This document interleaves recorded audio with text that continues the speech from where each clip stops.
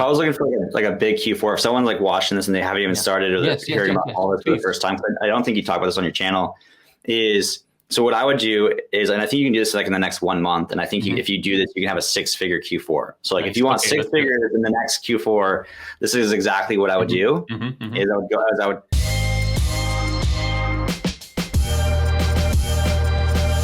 Hey everyone, I'm here with Stephen Chin, multi-million-dollar Etsy seller. How are you doing, Stephen?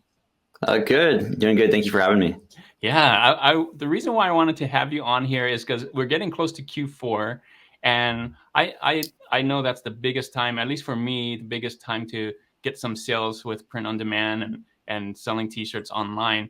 But I don't do Etsy, and I know a lot of people do Etsy, and so I thought, why not have the multi-million-dollar seller for Etsy here, tell us how to do it. I don't know that much about Etsy, but I know a lot of my followers do Etsy, and so I wanted to make sure that they get all the information they need to just have a great Q4. Is that cool? Yeah, sounds great. Just jumping on Q4 really quick. Q4 on Etsy is huge, man. Like last Christmas, the peak 30 days, which is typically the 30 days before Christmas, I think we did $500,000 revenue on Etsy. Yes. And a mutual friend of ours, Jesse, I think he's had like a $1.3 million month. Holy cow. If you're questioning Etsy for Q4, like now is like the best time to get started, and you just have just enough time to start launching, the Halloween, the Thanksgiving, and the Christmas designs that you'll need for Q4. See, I knew I had you on for a reason. This is great. This is perfect. So lots of good information. If you guys are doing Etsy, you want to stick around, hear all the tips and tricks and get it from someone. I hear it all the time, learn from someone that's actually doing it, and you've done it. So I think this is great. Instead of listening to your, relatives or friends that don't know anything about Etsy, like you're not going to learn from that, but learning from somebody that actually has done it like you, I think this is great. So this is going to be a great interview. Why not tell us a little bit about yourself first, like how you started with Etsy and maybe a short bio. Yeah, of course. So I've been selling on Etsy for almost 3 years. I got started back in June of 2020 during the peak of COVID. This is when everyone was selling face masks on Etsy, if you were selling on Etsy during that time. So I got started back in June of 2020. We were able to ramp that business in the first month to being one of the #1 face mask sellers on Etsy. We got 5 sales our very first day, 17 sales our very first day. And we ramped that to 500 sales a day by day 5. Over the next month, we got that to about 1,000 sales a day, which is about $10,000 revenue within a month. We grew that from my garage, a single black table, to a warehouse with 15 employees, and it was going really well. But as we all know, face mandates ended. The business literally died overnight. We had to rebuild. So at that time, we had fallen in love with Etsy, owning a print shop, being a boss, a new found knowledge for, just Etsy in general. So at that time, we decided to just rebuild our print shop. So I made my first $1 million on Etsy selling face masks. Yes, leveraging a pandemic. So that was my crash course. And then we pivoted from that to just owning more a general print shop. So today we sell 3 to 4 different print product categories. We've done another 1.8 million since then. So we've sold more on Etsy post-pandemic than we have during the pandemic. And then, like I mentioned, during Q4, we've had some peak months of, $500,000. So that's kind of my background on Etsy. Today, lifetime, we've done almost $3 million revenue, and we've sold over 200,000 products on Etsy. Holy cow. So that's, guys, see, so you've done it. You know what you're doing. I love that story too, because you learned with the pandemic. Yeah.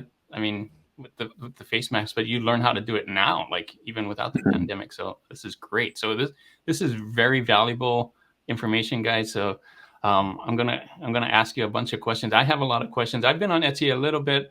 I had a lot of profit with Etsy. I mean, I got a lot of sales with Etsy. The main reason I don't do Etsy currently is because of the time. I have a 9 to 5 and doing this and that and the other thing.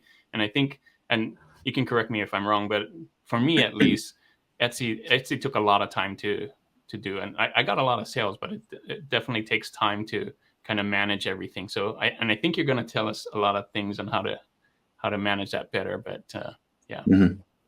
All right. First question I have for Etsy. Would you suggest Etsy for someone just starting out, and why? Yeah, so I think Etsy, I've sold on Amazon, I've sold on Etsy, I've tried Shopify, I've tried all the different marketplaces. I actually think Etsy is probably the most user-friendly and probably the best place for you to start if you are new. Okay. Just like even with Amazon ad or not Amazon ads, Etsy ads, it's just a click of a button. You turn it on and then they do everything for you. So Sure. also the beautiful thing about selling on a third party marketplace like Etsy is you don't have to build a brand. You know, when someone buys your shirt and they say, "Hey, this is a beautiful shirt. Where'd you get that?" They're not saying your shop name. They're saying Etsy, right? So you don't have to worry about branding. You don't have to worry about social media because they bring the traffic. You don't have to do any advertising because they bring you the traffic. So all you have to worry about is just building or launching trendy shirts or apparel or, you know, print products that people are searching for. So also, the customers on Etsy are a lot nicer. I've done customer service on Amazon. I've done customer service on Etsy.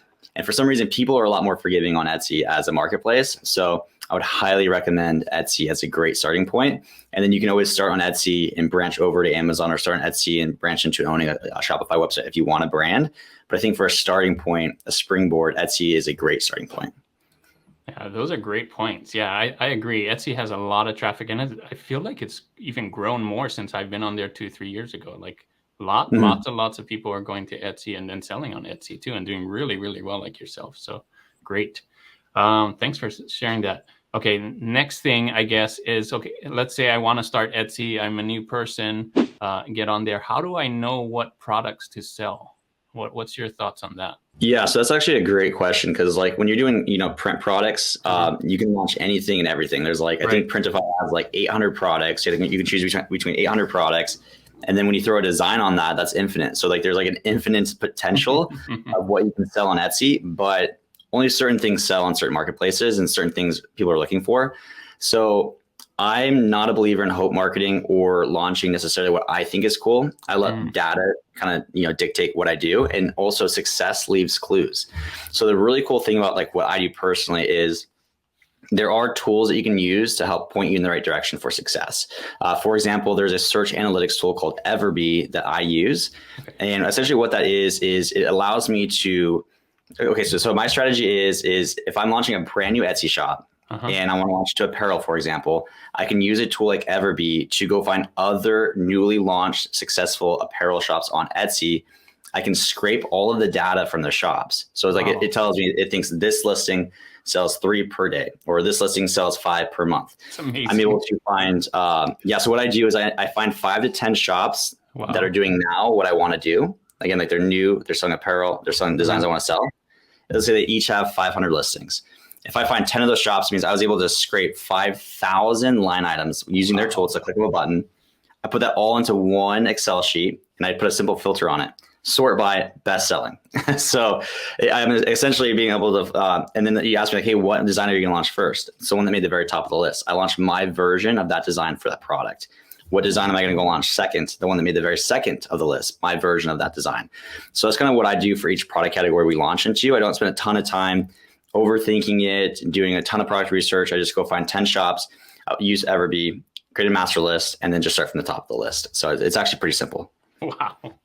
That's what's really cool about Etsy. And I think some of the things like that's like, because other print on demand shops, if we're talking like Redbubble and TeePublic and those other ones, there's not a really good way, at least not that I know of, to find what's really selling well, right? They have their top sellers, but there's not the kind of data that you're talking about with Everbee, right? Like you got all that detail, all that data, to know what to design for, and just it makes it so much easier. I think the biggest problem for people when they first start out, yeah, I'm gonna start this. Now what? Like, what do I do? Like you said, they have all these products that they could do with Printify or whatever, but they don't know where to start. And this Everbeast thing sounds really cool. I'll make sure to put the link in the description for that Everbee thing, because I think that's really cool. I might have to do an interview with Everbee too, so that'd be cool. Yeah. So the cool thing about that is in regards to like time, like you mentioned, like you have a full-time job. Yeah. It takes just as much time to create a design that sells that does not sell.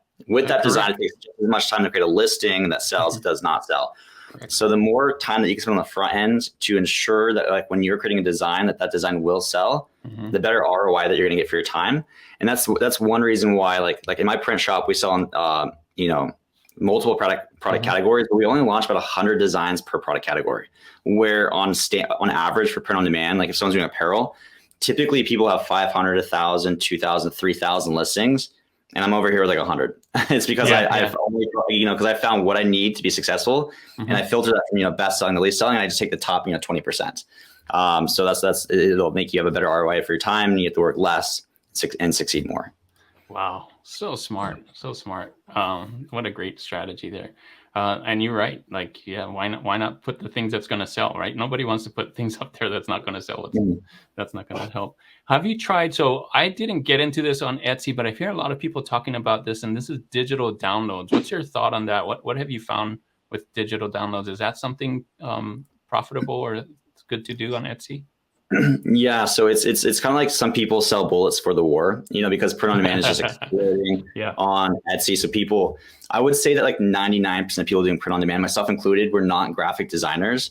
So like when you want to go create a business where like when you're doing print on demand on Etsy, you got to realize like we're all selling on the same marketplace, fighting for the same shopper.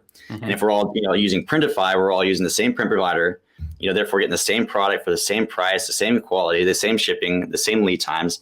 So it's almost impossible to stand above your competition beyond the design. So it puts a lot of emphasis and focus on the design. But when you're not a graphic designer, that makes it really hard. So a lot of people just go buy the designs. You can go buy the graphic for $2, $3 versus trying to build it themselves. And so that kind of, I think, created the opportunity for people who are graphic designers to create the designs for the people who are not. So like for me, I would not do digital downloads because I'm not a graphic designer. I'm not the person to sell it for the people who need it, if that makes sense. So if you are a graphic designer, if you have the skill set that is needed for the people who don't have it, it is a good opportunity on Etsy today. Okay, cool. Yeah, I like that. So it depends on your skill set. Depends what you can do. Digital downloads may be something good for you, or maybe not. That's good advice. Okay, let me see.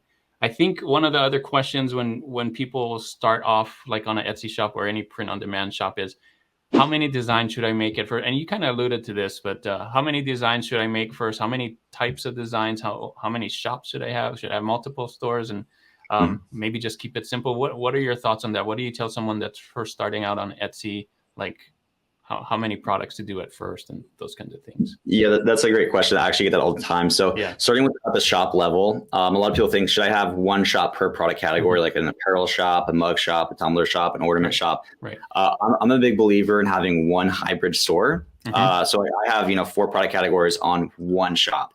And the reason why I do that is because like when you launch into your second product category, you might already have 1,000 reviews. So when you launch your first product in your second product category, it displays with 1,000 reviews. Therefore, you have a better click-through rate and a better conversion and a better, social proof. And then when you launch your third product category, maybe you have 5,000 reviews at that point. So now when you launch your first product in that third product category, now you have 5,000 reviews and sales and in history and repeat customers, et cetera. So you're not starting over every single time. In regards to the design, though, you got to make sure like the design on product category 2 is the same design that the shopper who likes product 1 needs like product 2, likes product 3, like product 4. So the designs need to be kind of similar in the style. But I've had no, the people believe like it's going to get cluttered, if you put it all in one shop. But if the designs are similar in interest, you actually will get, crossover sales as a result.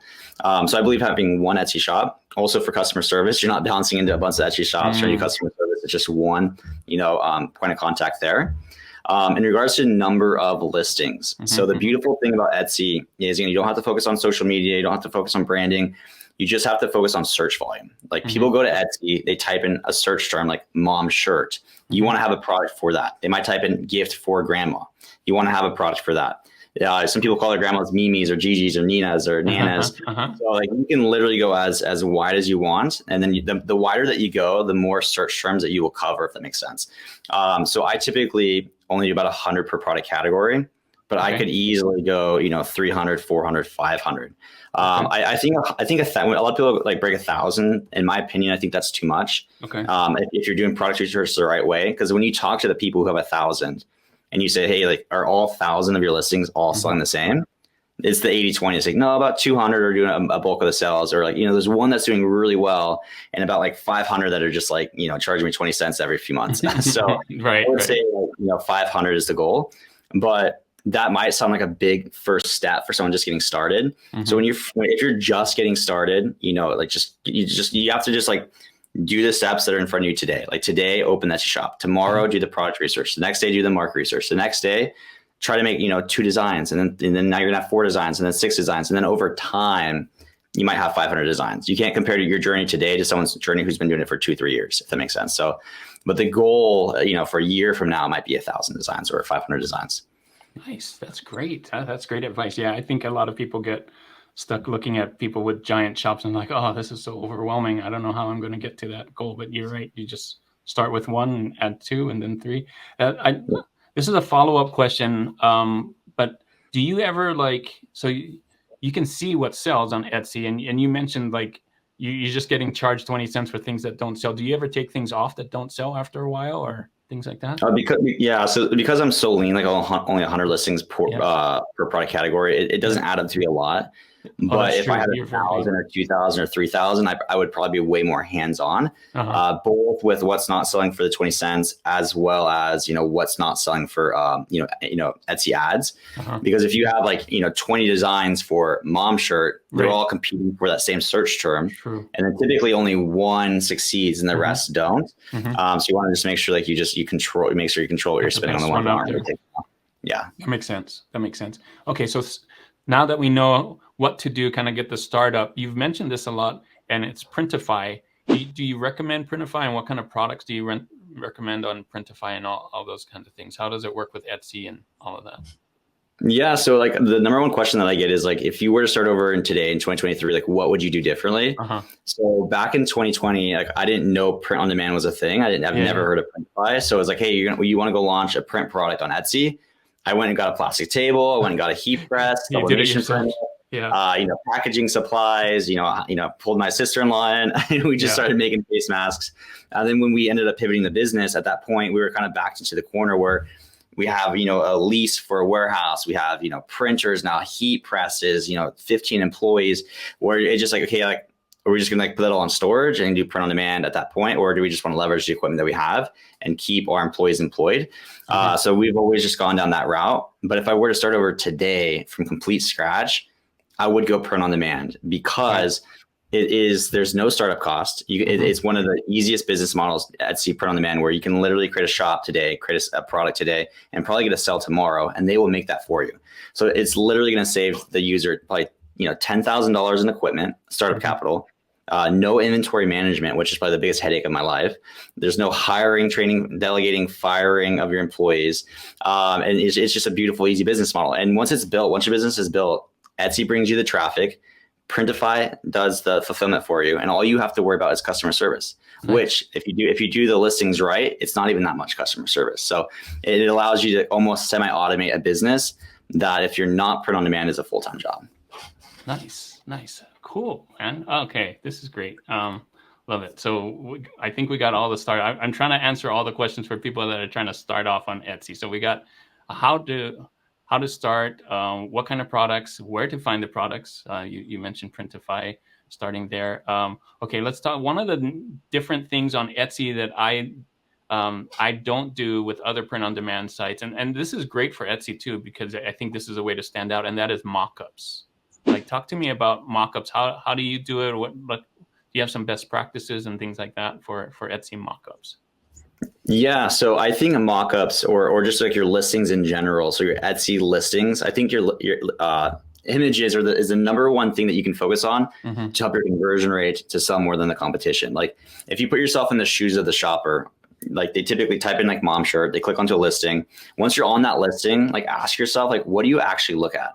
For me personally, I look at the images and the price point, and if those 2 things are good, I click add to cart, right? So I don't worry too much about the title or the description or the tags. That's more for SEO and ranking. But for conversion, your images is the number one thing that you can focus on. And even to get that click through, when they search mom shirt, they have to still click into your listing. The number one thing that they're looking at as they're scrolling through the 100 results on page 1 is all of the images. They're not looking at the first 4 words of the title or your price point. The first thing that hits their mind is the image. So I think images is, if you can spend the most time working on one thing, it'd be your mock-ups. And I only do one set of images for the entire product category. If I'm selling mugs, I one set of images. I just put all my designs on. So you only have to do it really good one time. If you're doing apparel, if you have a guy shirt and a girl shirt, then you might have 2 versions of them. But I don't create a bunch of different mock-ups because I think if you do really, really, really well, put a lot of research and time into the first one, Mm-hmm. Then the second version might be a little bit worse. The third version might be a little bit worse, where like, you just want to use that best one, if that makes sense. That makes sense. So for the mock-ups, I typically get like any lifestyle shots or product shots. You can actually get those again, like people selling bullets to the war. You can get, $5 on Etsy. You can buy those. Nice. And then on Etsy, and then you can just put your design on those products. Okay. In terms of Etsy listing images, what I typically do is like, image number 1 is your thumbnail. So that's like your hero shot there. Mm-hmm. Image number 2 and or 3 are like your how to order shots. So if you're doing apparel, that might be like your color chart and your sizing chart. Those like they need those to buy the product. So I don't put those at the very bottom, because typically you see the product, you then you go over to like, do the variations to add to cart. So when people put those at the very bottom, you're creating friction. So I put those very next. Then the very next thing I do is a social proof image, because like I'm trying to like say, hey guys, we have customers. It's like an image with a review with it. So a social proof image.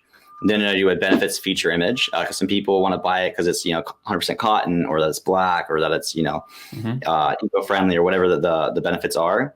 And then the very last image that I typically do is a love it guarantee. So if they've gone through all of my images and they're still looking at my very last image, they're probably on the fence, right? So anything that I can say at that point to get, this the very last image is I typically have like a love it guarantee. Like, if you're not happy with your order for any reason, just let us know and we'll give you 100% refund. Wow. No questions asked. That is nice. So that's the order that I do all my listing images in, independent of if it's tumblers, apparel, mugs, ornaments.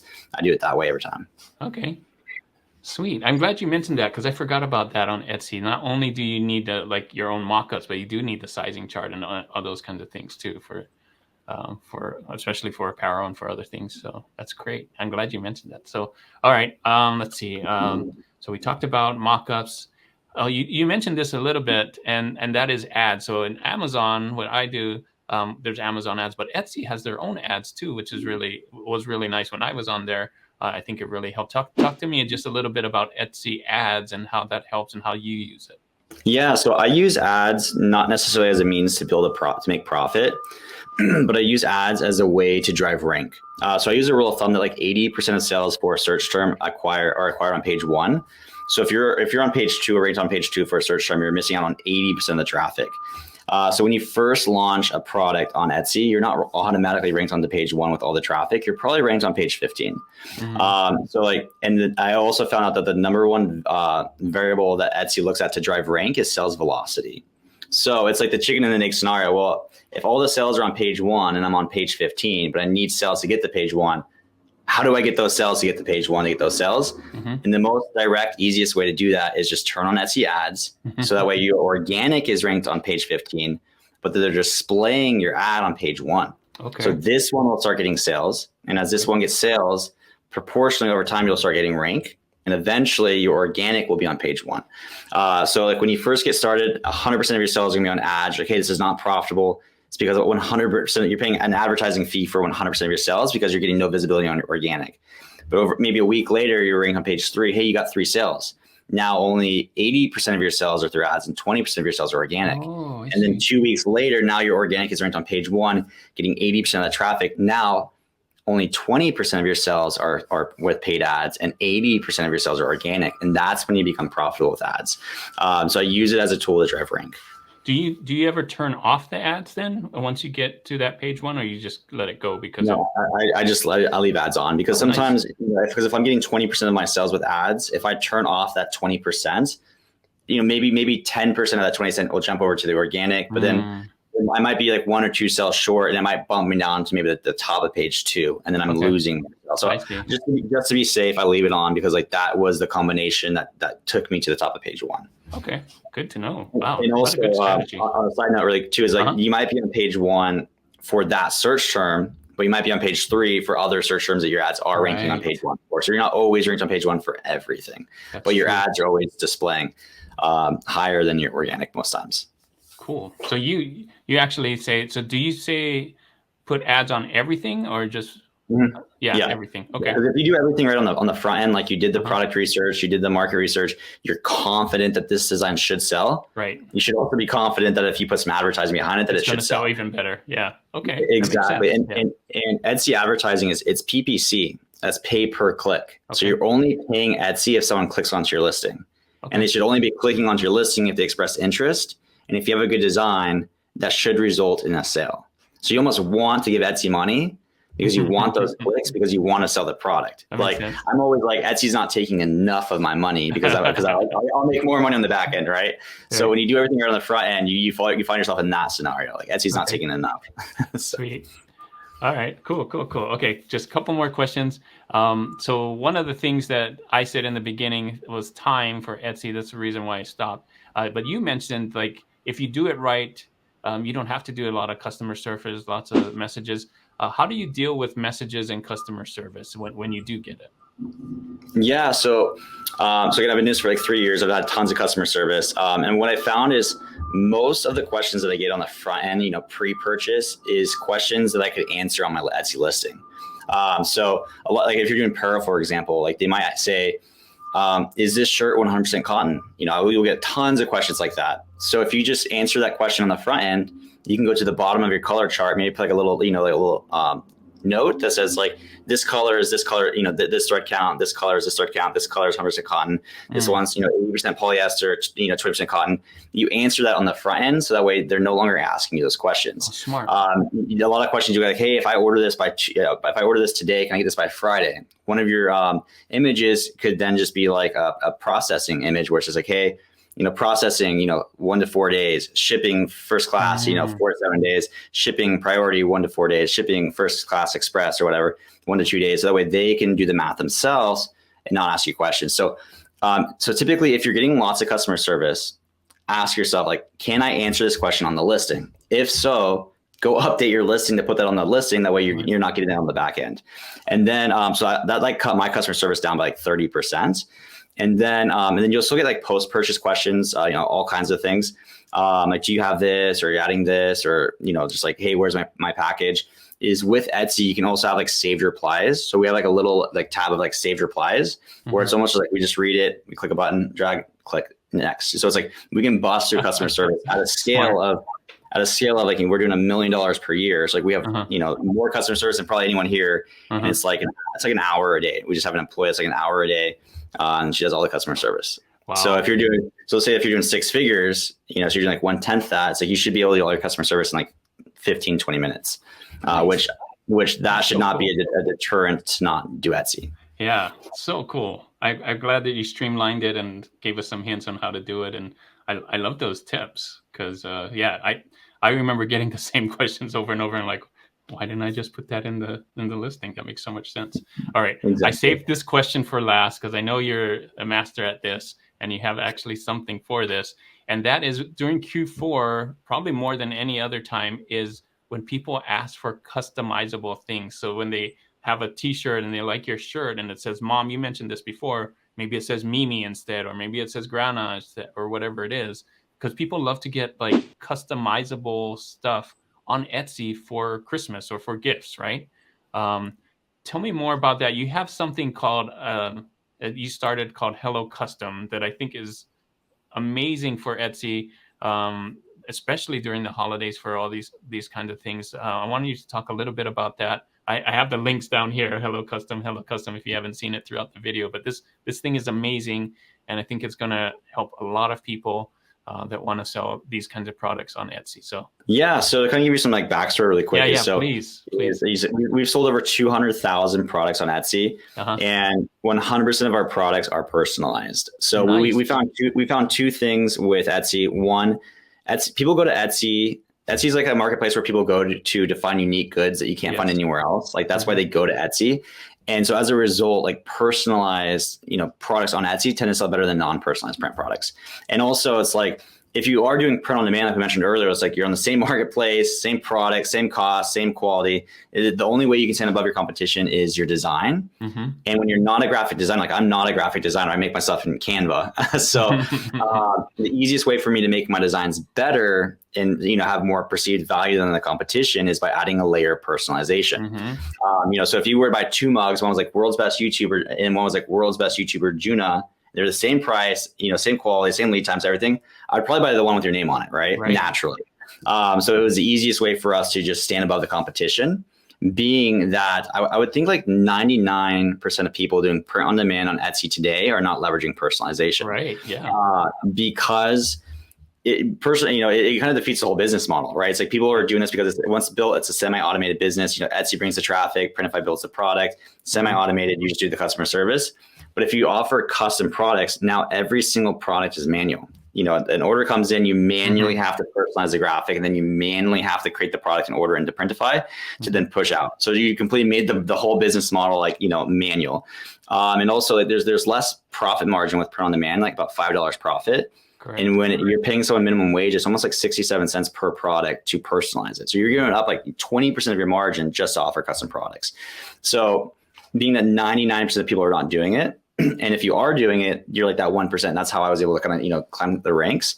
The downside to personalization is it's super slow, it's tedious, it's manual, it's error prone with typos. People are now typing like this these days with their fingers. And then come Christmas rush, when we're selling 1,000 things a day, we have a computer lab full of people and laptops and printers. And it was a big enough of a headache to where I was like, is there a tool that can automatically personalize these for us? And there's not. And it was a big enough headache that I was like, you know what, I'm going to go build it. Until now there is one. Until now. So now there is. So what we ended up doing and we kind of scratched our own itch here, is we built a tool called Hello Custom. Nice. And this is meant for people selling print products on Etsy who want to leverage personalization to like get more sales and have a better perceived value products. Is essentially what our software does is when a personalized product is sold on Etsy, our software will automatically personalize the graphic for you. And then if you're integrated with Printify, it will automatically fulfill it too. So it used to take like, 2 minutes to 5 minutes to personalize the graphic, another 5 minutes to, manually push the order through Printify. It's now a click of a button. So anyone doing print on demand on Etsy can now leverage personalization and keep the business semi-automated. That is so cool. And so you got Hello Custom, you mentioned Printify. So those two things kind of work together. This sounds like a dream. So and especially for Q4. So you just got to come up and then you use Everbee to figure out like what's the product or what's the kind of thing that people are looking for. Like you figured it all out. So this is really cool. So having all those kind of apps work together just help you get a good Q4. So I think this is great. Wow. I'm glad that you talked to us about this. This is something I didn't have back when I was doing Etsy. I'm glad that we have it now for people that want to get into Etsy and start it and just roll with it. And I think this could be a really big Q4 for a lot of people using these things. So if I was looking for like a big Q4, if someone's like watching this and they haven't even started or hearing about all this for the first time, I don't think you talk about this on your channel. So what I would do is, and I think you can do this like in the next 1 month. And I think if you do this, you can have a 6-figure Q4. So like if you want 6 figures in the next Q4, this is exactly what I would do. Is I would sign up for Everbee to get access to the tool. I would do the research for Christmas ornaments. So you don't have to go through Printify's 800 products. Just look at Christmas ornaments. Okay. Good. Then I would go and use Printify for their Christmas ornaments to fulfill the products. Printify, and then I would go create 100 designs for Christmas orders using the Everbee to tell me what designs are selling. Go create my versions, 100 designs, create those products on Printify. Okay. And they would need to all be personalized. So I sell Christmas orders on Etsy. I launched them 2 years ago, and we sell about 20,000 units in the peak 30 days for Christmas. So that's crazy. So we profit like a couple $100,000 profit. So if you're just looking to do like 6 figures, revenue, you only need to place like 5,000 units. Okay. And then use Hello Custom to automate the personalization. So you could probably do all of that in the next 30 days and then have enough ramp time and rank time to by the time the peak 30 days happen, you're probably ranked on page 1, for most of your products, and then you're cashing out for the peak 30 days. Nice. So and that's this exactly is just for ornaments, Christmas ornaments, because it's timely. People are buying Christmas ornaments during Christmas for Christmas, right? Oh, perfect. That's nice. Okay. So hopefully you guys got that down. If not, rewind this and go back, watch that. I think that's great. I'll have all the links that we talked about. We got Printify, Everbee, Hello Custom, all those things kind of work together and just follow Steven's plan. I think that's a great plan for Q4. Thanks so much, Steven. This is great. Man, we got to have you on more often. This is awesome. Of course, I'm an open book. So if anyone has any extra questions that we haven't talked about too, if you do drop it in a comment below, I will probably jump over to Juna's channel and respond to your guys' comments. Yeah, and we do have his channel. So we go to hellocustom.io. That's his website. And then you also have a YouTube channel that explains all of this in more detail. right there. How do I point? Anyway, it's down there in the corner. Hello Custom on YouTube. Just type in Hello Custom, one word, right? Yep. On at Hello Custom. Great channel, by the way. Lots of interviews with other people and how to do this and how it all works. So if you want more detail on how Hello Custom works, you can see it there, and of course go on the website as well. Just everything there. So man, this has been great. What a great interview, Stephen. This is awesome. Just to end this, we'll have one last thought from you. What is something you want to say to my followers watching this video? Anything you want to say about Q4 or anything print on demand? Yeah. So I've been doing like entrepreneurship for like 6 years. I've tried anything and everything you've probably seen. I've tried, Amazon FBA, drop shipping, wholesale, retail arbitrage, social media marketing agencies. I've tried all of it. And the only one that I've had success in is selling print products on Etsy. So I genuinely believe that selling print products on Etsy is the most viable way to make money today. Nice. And using tools like, Everbee and Printify and Hello Custom make that so much easier than you can ever imagine. So if you are like at the very early stages and you're considering it, my advice to you would be like, just take action. It takes very little time to get started and very little upfront cost. Like you can get started for under $100. Like what other business, course, program can you get started with the potential of making $1 million or just getting started is less than $100. So my best advice to you guys is to just get started, give it a shot. And also, again, like the biggest thing, and I find myself doing this too, is I always like to compare myself to other people. When you're just getting started, try not to do that because like today's your first day. And if you're comparing your shop to people who've been doing it for 2, 3, 4 years, it's gonna be a winning argument, right? So I almost just encourage you, like, if you do take action, you do get started, just put your head down and commit, to like maybe 10, 20 hours a week for the next 6 months, or at least until the end of Q4. You're at if you're watching this now, pre Q4 2023, you're at the best time to get started. I do about 80% of our revenue and our profit in the next 3 months. So like, all of this, dead time over here, you're getting started right here. So it's like, this is actually the best time to get started. And then you're able to have a huge influx of sales for Q4 and then go into Q1 with those reviews, those customers, the feedback, the social proof to then piggyback off of that going into Q1. So again, just get started. Wow. That is perfect. Thanks so much that's a perfect ending to this video, this interview. Thanks so much, Stephen. Thanks so much for your time. I know you're busy, and thanks so much for sharing all of that. I think you're the perfect person to have for Etsy, for people that want to start Etsy, and so much good advice and so much inspiration. Just awesome to have you on. Thanks, Stephen. Thanks. Yeah, happy to be here. Thanks so much. Yeah, have a good one. We'll see you. Thanks, man. All right. Bye.